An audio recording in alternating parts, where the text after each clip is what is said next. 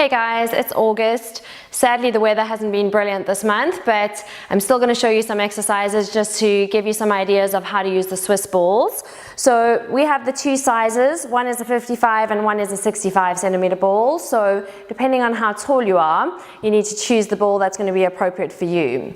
So I'm going to start off actually on the 65 just for our seated version. So what you want to make sure is that your hips are always a little bit higher than the knees. So seated ones are a really functional way to use your Swiss ball, and we're thinking about our pelvic stability again. So if you've not been on the ball before, you might even want to just hold on just so that you've got a little bit of extra stability. Come into that nice neutral position, and then we're going to start off with something nice and simple like a little leg slide. So we're just going to slide one foot away and keep the other knee still pointing forwards and our pelvis nice and level. So if you're feeling a little bit more confident on the ball, you can remove your hands there and add in your little slides. We could also do something like a little hip opening. So this time still thinking about our headlights on the front of our hips pointing forwards as we just open through the hip.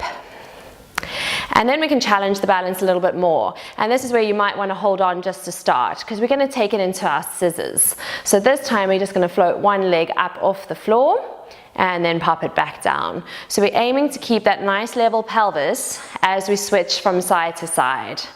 So again, if you want to challenge the balance, just remove that hand support as we switch from side to side.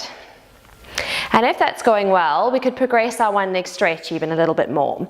So this time, we're going to come up, reach, fold, and back down. So lift, reach, in, and down. Good work. So a little bit of extra lever length just to challenge that core, just that extra little bit. So almost any of your mat work exercises really you can do on the ball.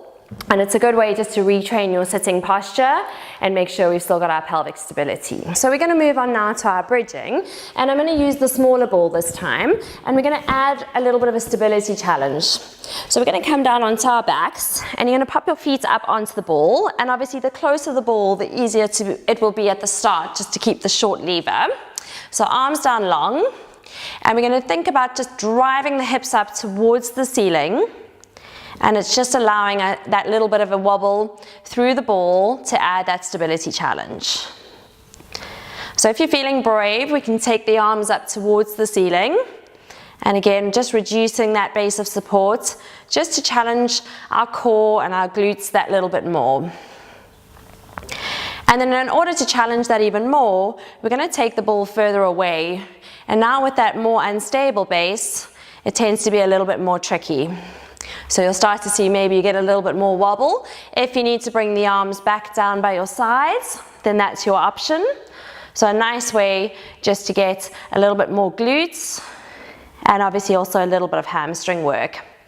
But if you really want to challenge your hamstrings, we're going to take it into our hamstring curl. So this time, we're going to drive the hips up, we're going to roll in, we're going to reach away. So drawing the knees back in, reach away. So you should really feel those hamstrings having to work.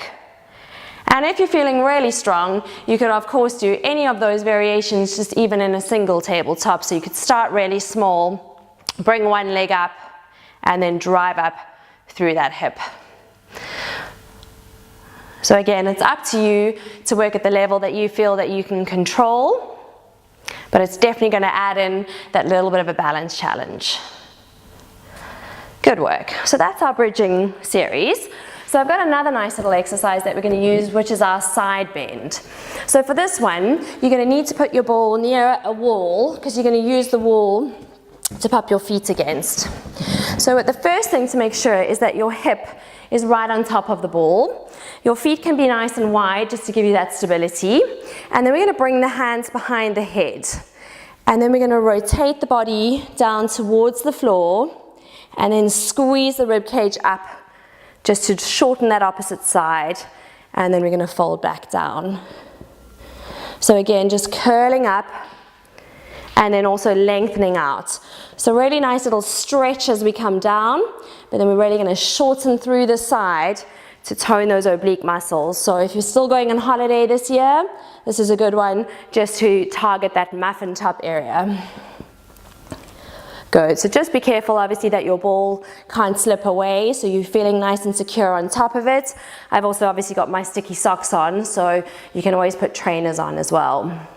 So that's going to be our side bend. And then the last little series I'm going to show you is a very good upper body challenge for the stability of our shoulders, but also for your core. So for this one, I'm going to basically come over the top of the ball. So we're going to walk ourselves all the way forwards to be in that nice long position. So just check again, good alignment.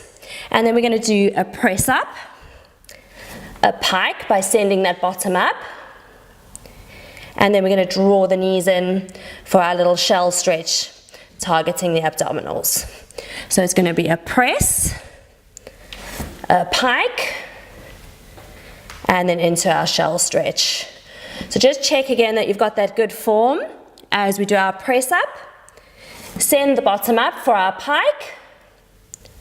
And then we're going to bring the knees in underneath. And just be careful when you come up off the ball again. Good work, guys. So a nice few little ideas just on how do you make use of the balls if you've got those lying around at home. And I look forward to seeing you in September.